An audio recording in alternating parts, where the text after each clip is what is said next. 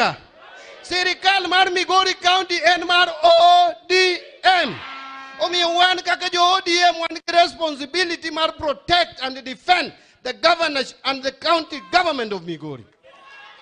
Ka inja ODM asili, okoningi sabotage government mar Migori.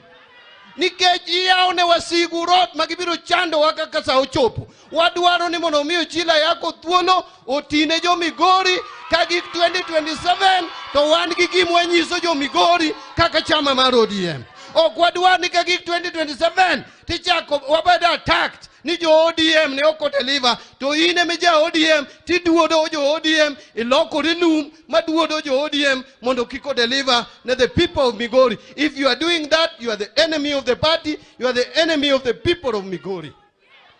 Atieko kanyo kusoka atieko. Baba, next week I know we are starting deliberations and discussions around the Finance Bill 2024.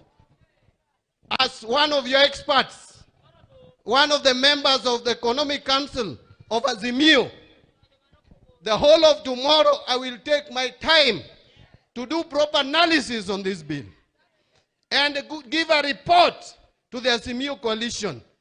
I have already seen preliminarily that it is a bad bill that is going to hurt our people, and we need to reject and resist it with all the might and strength that we have.